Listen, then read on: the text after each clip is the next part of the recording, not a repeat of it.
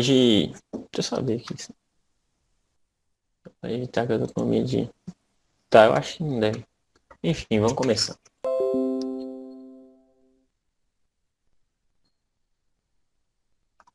A aula de hoje, a gente já acabou o tema de ótica, né?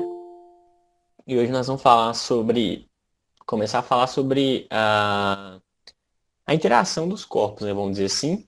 E que a gente entende como a gravidade, né? E a aula de hoje a gente vai falar principalmente das leis de Kepler. E se der tempo, a gente vai começar a falar sobre a gravitação universal, né? Que foi proposta pelo Newton. É, aqui, como que acontece, assim, falando mais ou menos só, a ideia de como que elas foram concebidas, né? O Kepler, ele fez uma observação empírica do movimento de astros, tá? Um camarada chamava Tycho Brahe, se eu não me engano, ele passou muito tempo ali, ele teve acesso a instrumentos de ponta, tá? Para observar o movimento dos astros, e ele passou vários anos, né, observando esses movimentos e anotando, né, informações. Então ele obteve muitos dados e dados bem precisos, de bastante qualidade sobre a movimentação dos astros.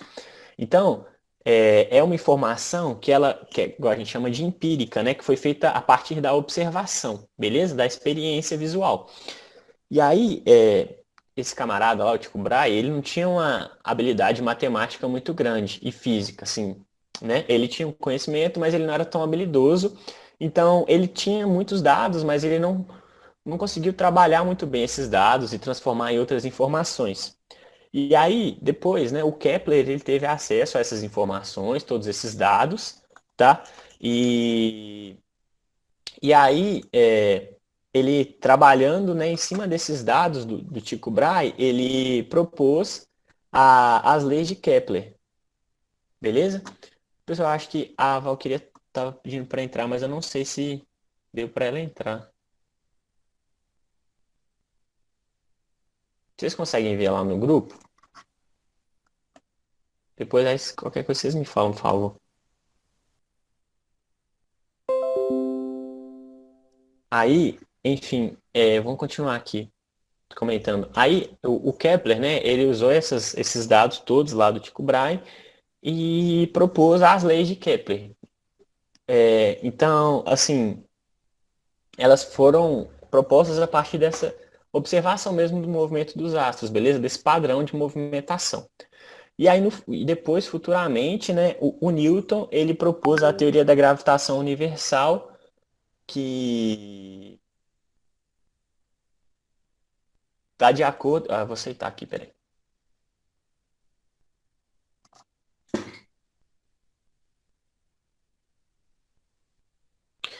Fala para a pessoa que pediu para aceitar, pedir de novo, por favor, gente. Hoje deu confusão aqui. Eu não sei. Deixa eu ver, peraí.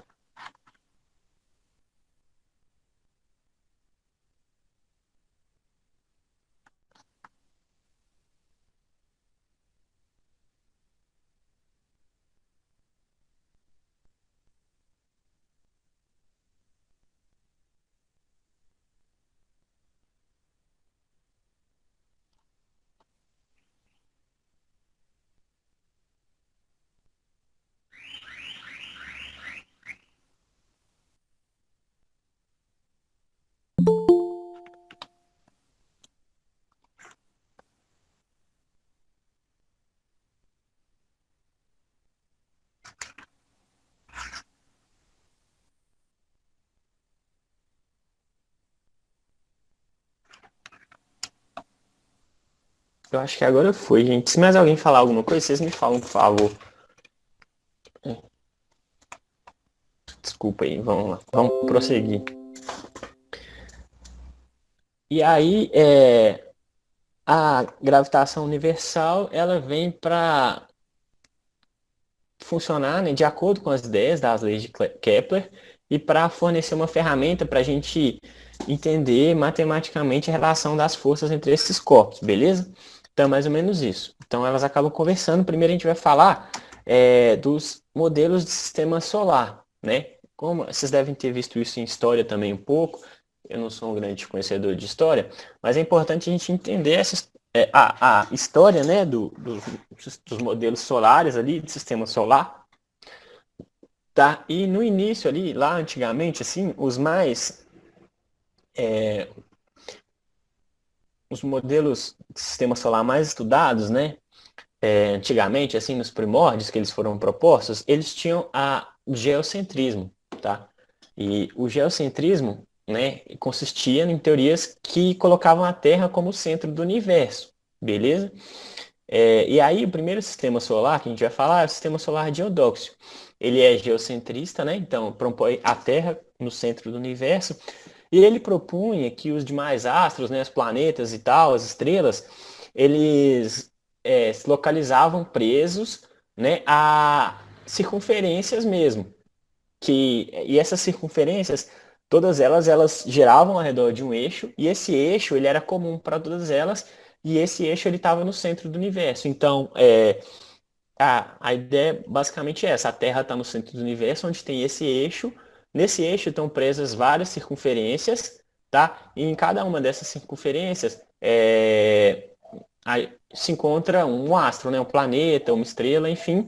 E essas circunferências elas estão girando de forma concêntrica. Então, o centro dessas circunferências é o mesmo, que ele seria o centro do universo.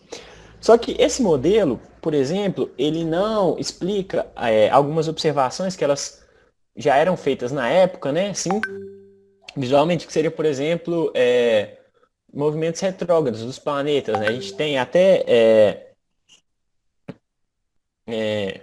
Mercúrio retrógrado, né? Que a galera costuma falar bastante, às vezes aí, em algumas questões assim mais, tipo,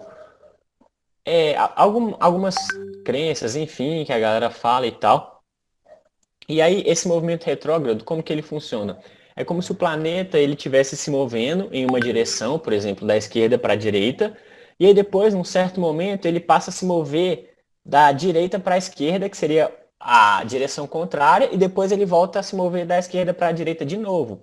Então, se a gente for não é pensar assim nesse modelo, que os planetas estão presos nas circunferências e essas circunferências estão girando, e todas as circunferências têm o mesmo centro, o, quando a gente olha de um planeta, por exemplo, da Terra para esses outros planetas ou para os astros em geral, eles sempre vão estar se movimentando no mesmo sentido, beleza? Então, esse modelo, ele é geocêntrico e ele tinha esse problema de não explicar muito bem esses movimentos retrógrados. Aí, depois, certo tempo depois, a gente tem o sistema solar que foi proposto por Ptolomeu, que foi proposto em 150 depois de Cristo. Esse sistema, ele também é um sistema geocentrista, ou seja, ele também propunha que a Terra estava no centro ali do sistema, né, do universo. Só que ele trouxe uma diferença em relação ao sistema solar do Eudóxio, que seriam esses epiciclos. O que acontece, né? No Eudóxio ali, os planetas eles giravam de forma, vamos dizer assim, fixa em circunferências ali ao redor do eixo principal. E aí, no sistema de Ptolomeu, além de a gente ter esses grandes círculos, os planetas eles também estavam presos em círculos menores, os epiciclos. E aí esses ciclos menores, eles tinham o centro em cima dos círculos maiores. Então, os planetas eles descreviam essas duas trajetórias, né? Eles giravam nesse círculo menor ali, os epiciclos, e esses círculos menores eles giravam nesses círculos maiores ao redor da Terra. Então, é, essa essa ideia ela surgiu para tentar explicar esses movimentos retrógrados, né? Então, nessa ideia a gente já consegue imaginar situações em que o planeta ele vai ali mudar o seu padrão de movimento. E aí depois durante muito tempo ali na Idade Média, a gente não teve grandes alterações nos modelos do sistema solar, então a gente ficou um tempo grande sem alterações, beleza? E aí só lá no século XVI a gente tem a proposição do sistema solar de Copérnico, que aí já diferencia bastante dos demais sistemas, né? Porque no sistema solar de Copérnico é, um, é um sistema solar heliocêntrico, que na época ele não foi bem aceito, né, pela igreja principalmente, inclusive a produção do Copérnico, ela foi colocada ali no Index, né, que seria mais ou menos a lista de livros proibidos pela Igreja. Então, o Sistema Solar de Copérnico ele vem para diferenciar bastante dos outros, porque ele tinha o Sol como centro, né, do universo. E os planetas eles giravam ao redor do Sol, é, descrevendo órbitas, tá? E essas órbitas, os planetas eles vão ter órbitas independentes, vamos dizer assim. Então, a velocidade dos planetas ela vai variar. Cada planeta vai ter a sua velocidade específica, que vai estar descrevendo a sua trajetória, a sua órbita ali ao redor do Sol, certo? E aí, esse modelo, essa ideia de que os planetas eles vão ter essas órbitas independentes e em velocidades diferentes, traz uma explicação suficiente, né, uma explicação plausível para esse movimento retrógrado, por exemplo. Porque aqui, ó, nessa imagem a gente consegue ter essa ideia. Olha só, é, se a gente usar como referência aqui o observador que está, por exemplo, nesse planeta pretinho que está mais perto, olhando para esse planeta branco, como o movimento é relativo, a posição do planeta branco ela vai mudando ali, mesmo que ele continue se movendo, né, no mesmo sentido, a posição relativa vai alterando, porque o preto também está se movimentando e eles têm esse movimento, vamos dizer assim, independente. Eles não têm eles não giram da mesma forma ao redor do eixo principal como as outras ideias. Então, a posição relativa vai alterando. Então, por mais que o sentido não se altere, visualmente, para um observador que está aqui no planeta preto, o planeta branco parece alterar o seu sentido de movimento, justamente por essa questão de referencial, beleza? Então, ali esse modelo proposto pelo Copérnico, né, trouxe o heliocentrismo, que atualmente é a ideia que a gente trabalha, tipo assim, a ideia mais aceita, né? E, enfim, a gente não deve ter muitas mudanças, pelo menos não do ponto de vista da ciência, né? A gente tem umas mudanças aí não oficiais, tipo, enfim, na internet a gente tem muita coisa, né? Várias teorias diferentes, mas do ponto de vista da física, assim, pro Enem, a gente trabalha com um modelo heliocêntrico, né? Para o sistema solar, que o Sol está no centro do nosso sistema solar. E os planetas eles vão girar em torno do Sol. Além disso, os planetas eles podem ter satélites também, né? E podem ter satélites naturais, que é o caso da Lua. Então a Lua orbita a Terra. Então a Terra orbita o Sol e a Lua orbita a Terra. Galileu Galilei, por exemplo, ele trabalhou também com o sistema heliocêntrico, né? Então, enfim, esse é o sistema atual. A gente tem um comentário importante que, do ponto de vista da mecânica dos corpos celestes, a gente vai sempre usar esse modelo heliocentrista, tá? Então, para essa aplicação, para a nossa aplicação física no Enem, a gente vai usar esse modelo, que é o modelo correto. Só que, às vezes, a gente vai ter uma questão de referencial. Então, por exemplo, para a gente que está na Terra, é como se a Terra tivesse parada, certo? Porque a gente está em cima da Terra e está se movendo à mesma velocidade que a Terra. Então, por exemplo, o Sol, vamos dizer assim, ele está parado no centro do sistema solar e a Terra está fazendo um movimento de translação ao redor dele. Só que para a gente que está na Terra, parece que o Sol está se movendo, certo? Então, por exemplo, para algumas aplicações, é mais prático a gente usar essa ideia. Então, por exemplo, para algumas ações assim, tipo de localização, né, de georreferenciamento mesmo, para usar, sei lá, um mapa, enfim, um movimento ali quando a pessoa está tipo, navegando, enfim, é mais prático usar uma ideia como se a gente tivesse parado e o Sol estivesse se movendo. Mas isso é para aplicações específicas por questão de referencial. Então, só destacar esse aspecto, mas o modelo aceito é o heliocêntrico, né? E é o que a gente vai trabalhar com ele na física. Então, essa história aí breve, é importante a gente contextualizar. E, pera aí.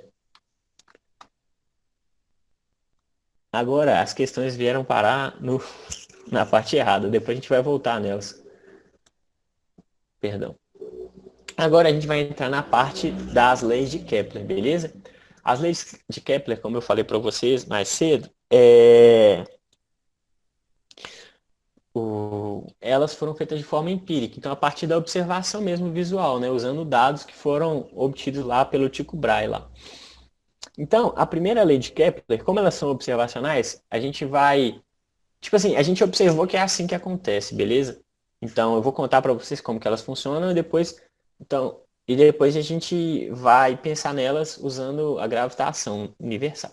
Então, a primeira lei de Kepler, ela é conhecida também como lei das órbitas, tá? E o que que ela fala para a gente? Ela fala da trajetória que as órbitas descrevem. As órbitas dos planetas, elas não têm uma trajetória circular, beleza? Elas têm uma trajetória elíptica. É, E o Sol, ele vai ficar no foco em um dos focos dessa elipse. Então aqui, por exemplo, né, a gente tem essa elipse que é descrita por essa linha tracejada azul, tá vendo? Isso aqui é a elipse, e F1 e F2 são os focos dessa elipse. Então, o Sol ele vai se localizar em um desses focos. Nesse caso aqui, o Sol está no foco F1 da elipse. E aí o planeta vai descrever essa trajetória. A gente observa que, como é uma elipse, em alguns pontos o planeta vai estar mais perto do Sol, em outros pontos o planeta vai estar mais distante do Sol. No ponto mais perto do Sol, a gente vai falar que o planeta está no periélio, beleza? Que também pode ser representado pela letra P, que é aqui na esquerda, certo? Que é onde ele está mais perto do Sol. E no ponto mais distante do Sol, a gente vai falar que o planeta está no afélio, tá? Que pode ser representado também pela letra A. Então, o planeta ele vai descrever essa trajetória elíptica e a distância dele em relação ao Sol vai variar. E aí a gente consegue calcular também o raio orbital médio. O raio orbital médio, se a gente pensar na palavra média, né, seria mais ou menos a distância média que o planeta vai estar do Sol. E aí, então, a gente, para calcular esse raio orbital médio, a gente vai simplesmente somar a menor distância, que seria o periélio, com a maior distância, que seria o afélio. Então, o A mais o P ali, e vai dividir por 2. E aí a gente vai achar a distância média, né? Que seria o raio orbital médio que o planeta está do Sol. Essa é a primeira lei de Kepler. Kepler, então, que fala para a gente dessa forma das órbitas. A segunda lei de Kepler, ela vai falar para a gente como que essa forma das órbitas ela vai influenciar ali no movimento do planeta. Então, a segunda lei de Kepler é a seguinte: o raio orbital varre em áreas iguais em tempos iguais. Então, o que seria essa área igual? Se a gente for lembrar lá, né, a área a gente está calculando uma distância bidimensional, vamos dizer assim. Então, a gente usa duas dimensões, né? Então, aqui, olha só, a gente tem A1, tá? Que seria a distância bidimensional, né? Em cima de um plano entre dois pontos diferentes do planeta. E a gente tem essa área A2. E aí, a gente está assumindo aqui que essas áreas, elas são iguais. Ou seja, né, se a gente pensar aqui, vamos aproximar, não é um triângulo, mas vamos aproximar de um triângulo só para ficar mais fácil da gente calcular. Então, se a gente fizesse, por exemplo, né, a base vezes a altura desse triângulo A1 dividido por 2 e a base vezes a altura desse triângulo A2 dividido por 2, o resultado seria o mesmo, tudo bem? Então, são áreas que têm o mesmo tamanho.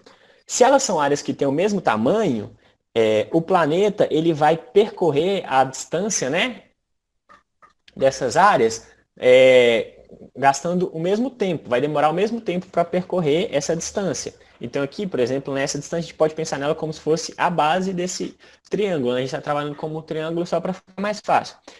Então ele vai percorrer essa distância aqui, né, da parte de A1, ao mesmo tempo que ele vai percorrer essa distância aqui da parte de A2, tá vendo?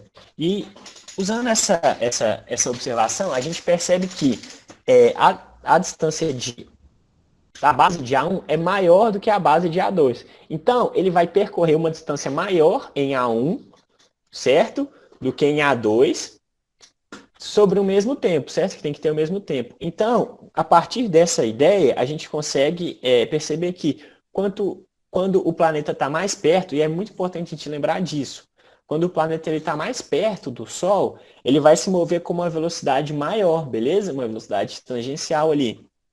Maior do que quando o planeta está distante do Sol. Então, a segunda lei de Kepler, essa lei das áreas, ela tem essa informação muito importante para a gente guardar. Então, a gente já tem duas informações elíptica. E segundo é que quanto mais perto do Sol, mais rápido o movimento, mais rápido está o planeta, beleza? Então, quando ele está se aproximando do Sol, a velocidade dele está aumentando. E quando ele está se afastando do Sol, a velocidade dele está diminuindo. E agora a gente vai ter a terceira lei de Kepler, que é a lei dos períodos, beleza? E a lei de Kepler, ela vai falar para a gente o o tempo que o planeta vai demorar para descrever a sua órbita, tá? Então a gente conversou já essa ideia de que quanto mais perto o planeta está do Sol, mais rápido ele vai se movimentar. Vocês concordam comigo? Então, a lei de Kepler ela vai dizer para a gente quanto tempo que um planeta vai demorar para fazer esse movimento completo, tá? Descrever essa elipse completa ao redor do Sol. E aí ela traz para a gente uma expressão matemática para falar para a gente essa proporção. E essa expressão matemática é a seguinte: T, no caso aqui, essa informação é importante, T é o período, ou seja, o período é o tempo que o planeta, né, o astro, vai demorar para descrever essa trajetória. Então, o tempo que ele demora para descrever essa trajetória, elevado ao quadrado, dividido pelo raio orbital médio, né? Se a gente for lembrar lá do raio orbital médio, que está diretamente relacionado à distância que o planeta está do Sol, elevado ao cubo é igual a K, que é uma constante. Então, esse valor de K ele vai ser sempre o mesmo, certo? Ele é uma constante. Então, se a gente vê, né, que o período dividido por 2 sobre o raio orbital, o período dividido por 2, não, perdão, o período elevado ao quadrado dividido pelo raio orbital elevado ao cubo é igual a uma constante, quando a gente aumenta o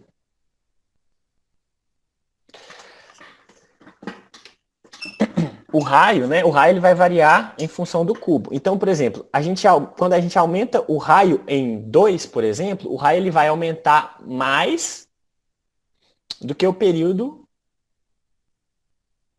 vai aumentar, entende? Que eu digo, por exemplo, porque olha só, se um tá o período está dividido pelo raio, certo? Então, e eles têm que dar o mesmo valor. Então, se eu aumento o raio, o período também tem que aumentar, certo?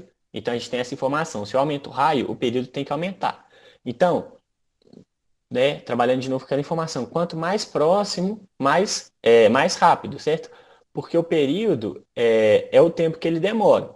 Então, se o tempo que ele demora aumenta, significa que ele está mais devagar. Então, se eu aumento o raio, o período aumenta, ele está mais devagar. Se eu diminuo o raio, o período diminui e ele está mais rápido, né? Então, quanto menor o raio, mais rápido o planeta vai se mover, beleza? Só que aí eles não têm, eles não variam na mesma proporção, vamos dizer assim. Então, por exemplo, né? Se eu aumentei o raio, ele está elevado ao cubo, certo? Se eu aumentei o raio em 2, por exemplo, né? Ele vai aumentar em 8. E aí, o período, ele tem que aumentar nessa mesma proporção, né? 8 vezes. Só que ele está elevado só ao quadrado. Então, o período acaba aumentando mais, porque ele vai, tipo, ser elevado a uma potência menor. Então, resumindo, assim, a ideia principal é a seguinte. Acho que foi meio confuso, né? Desculpa, mas de forma geral, assim, anotar essa informação. Então, o, o, quando eu altero o raio, o período altera mais do que o raio. Então, por exemplo, né, se eu diminuir o raio, o período ele vai diminuir, só que ele vai diminuir mais do que o raio diminuiu. Se eu aumento o raio, o período vai aumentar, só que o período vai aumentar mais do que o raio aumentou, beleza? Então, sempre que o raio aumenta, o período aumenta, só que o período ele varia um pouco mais do que o raio variou.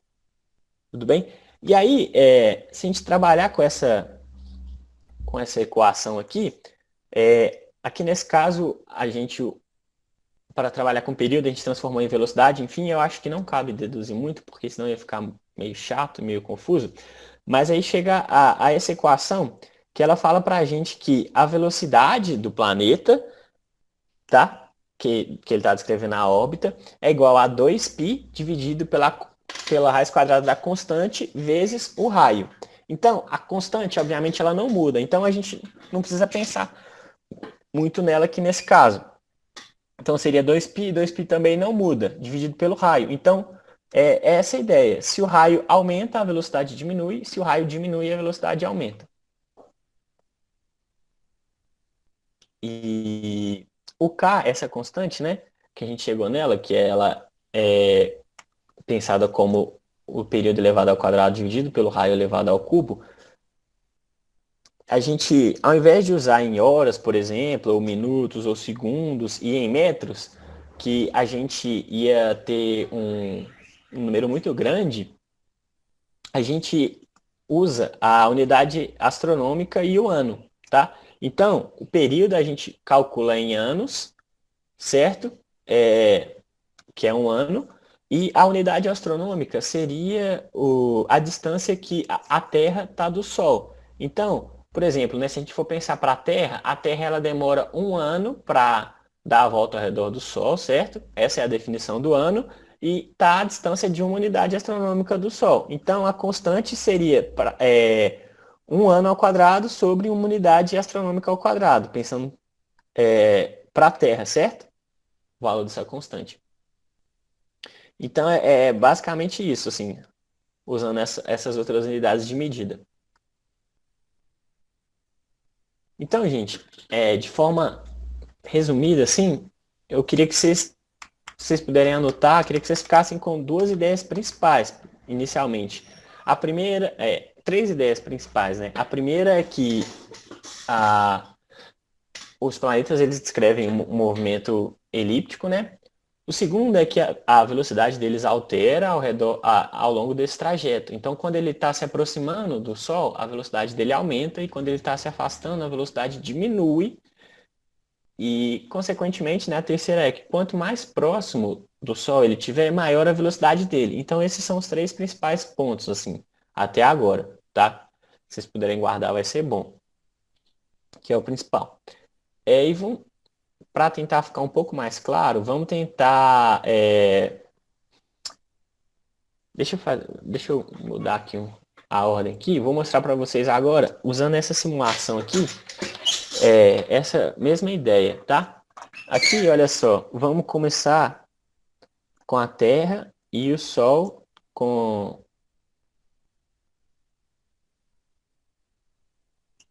a mesma distância normal, tá? Pera aí. E aí, essa simulação, ela mostra para a gente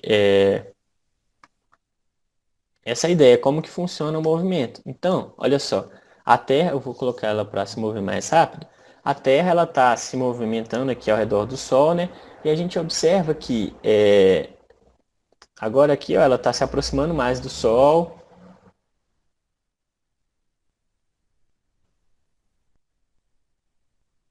Depois ela se afasta e ela descreve essa trajetória. E aí a velocidade dela vai alterando. Agora, por exemplo, olha só, tá vendo? Agora a Terra ela tá mais perto do Sol, tá vendo? E aí a velocidade dela tá maior do que estava antes. Olha só, vamos afastar. A Terra vai ficar, a velocidade fica mais lenta, certo? Agora ela até saiu e sumiu. Agora quando ela aproxima, a Terra saiu fora, né? Perdeu a força. Mas a ideia é basicamente essa. Quando o quando a Terra aproxima do Sol, ela aumenta a velocidade, tá vendo? E quando ela afasta, ela diminui essa velocidade. Então, mais ou menos a informação é essa. Eu acho, não sei se ficou muito confuso. É, enfim, eu acho que vamos seguir. Agora vamos tentar fazer uns exercícios para ver se fica um pouco mais claro.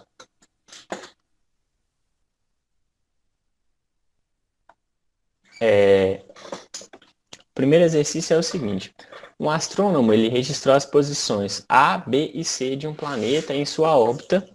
Essa questão é da Unimontes 2007. Um astrônomo registrou as posições A, B e C de um planeta em sua órbita em torno do Sol e constatou que as áreas S1, S2 e S3, conforme aparecem na ilustração a seguir, têm o mesmo valor. Então, o que ele falou para a gente aqui até agora? S1 aqui, S2 e S3 são as áreas, tá, dessas partes aqui, nesse plano. Então, essas áreas elas têm o mesmo valor. Se a gente lembrar lá da segunda lei de Kepler, se essas áreas elas têm o mesmo valor, o planeta ele tem que percorrer esses trajetos, né, tem que ir de A até B de B até C e de C até A no mesmo tempo, beleza? Então ele tem que demorar o mesmo tempo para fazer essas três partes do trajeto, porque as áreas são iguais, S1, S2 e S3. Tá? Agora, vamos continuar lendo. O intervalo de tempo decorrido entre os registros das posições A e B foi de 3 meses terrestres.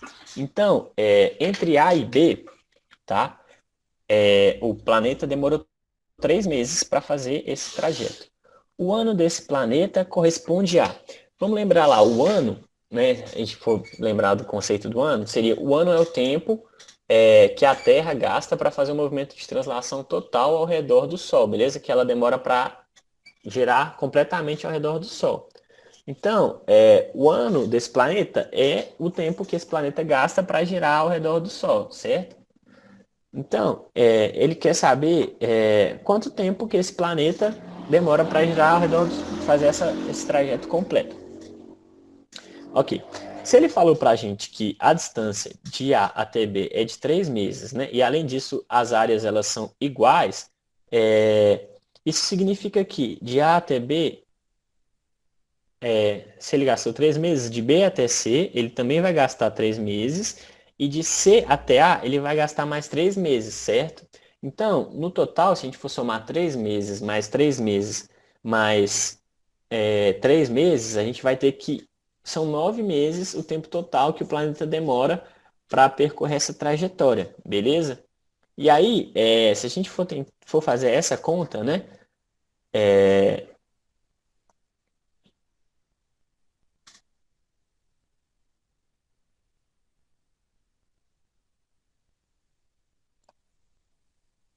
Ó, dá para desenhar.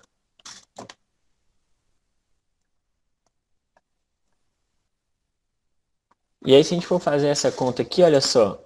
Se 9 meses, né? Que foi o que a gente calculou, ele demora 9 meses. E o ano da Terra é de 12 meses.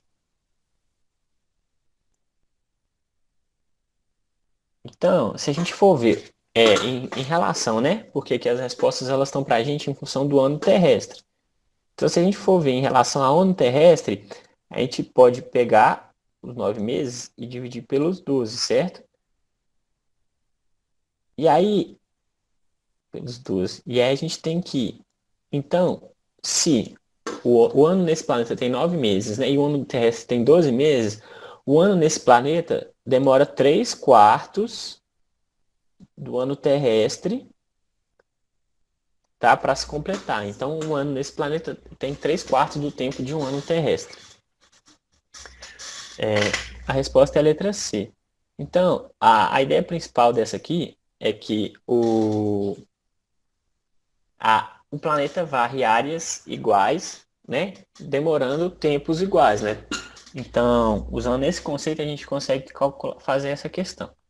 Agora, nessa outra questão aqui, vamos ler ela. É da UES, deve ser a Universidade Estadual do Ceará. Se R é o raio médio da órbita de um planeta X e T é o período de revolução em torno do Sol, então vamos lembrar lá daquela equação, né? K é igual a T ao quadrado sobre R ao quadrado. Ó, R ao cubo, perdão. Então ele fala para a gente, né? E ele fala para a gente, inclusive, essa equação, olha só.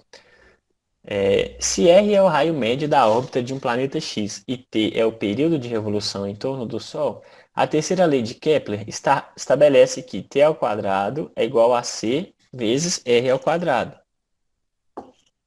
Certo? Olha só. Então ele está contando para a gente exatamente isso, porque olha só, T ao quadrado é igual a C vezes R ao quadrado. R ao cubo, perdão. E aí, se a gente for querer deixar o C sozinho, né, a gente vai passar o R para cá, dividindo. Então a gente vai ter que T ao quadrado sobre R ao cubo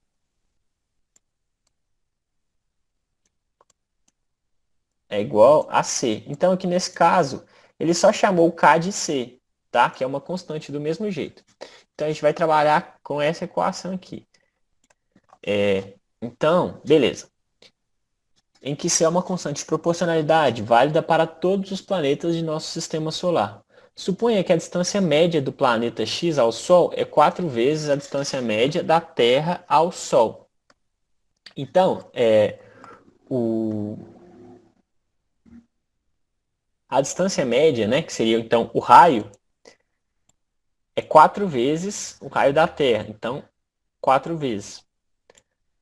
Então, olha só, como o r está elevado ao cubo, se o raio aumentou 4 vezes, a gente vai ter que fazer o 4 ao cubo para ver o tanto que vai aumentar o denominador, certo? Então, se aumentou 4, 4 ao cubo vai dar 64, certo? Porque 4 vezes 4 é 16, 16 vezes 4 vai dar 64. Então, a gente tem que, vamos colocar aqui agora, né? K é igual a T ao quadrado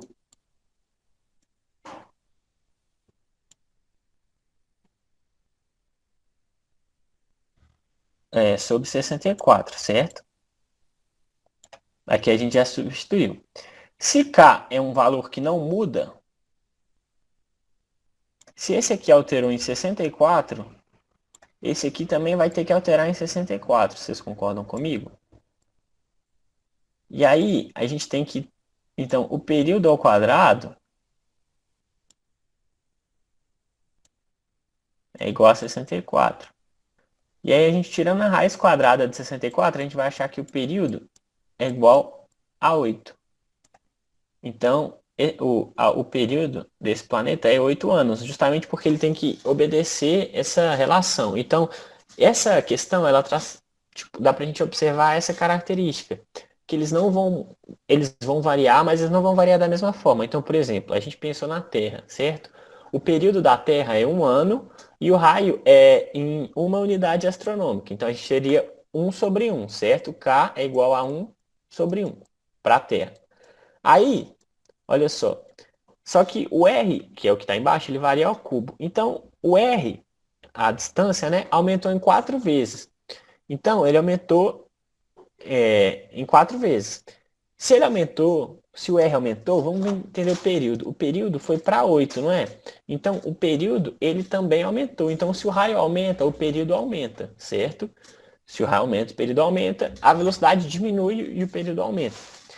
Só que, igual eu falei, eles não vão variar na mesma proporção. O período sempre vai variar mais do que o raio. Então, se o raio aumentou, o período vai aumentar mais do que o raio. Então, se o raio aumentou em 4 vezes, por exemplo, nesse caso, o período aumentou em 8 vezes. Então, essa é a ideia. Se um aumenta, o outro aumenta, só que o período sempre aumenta mais do que o raio. A ideia dessa questão é passar essa informação. Agora vamos para a próxima questão. Essa próxima questão, ela tem como objetivo, a gente vai nela revisar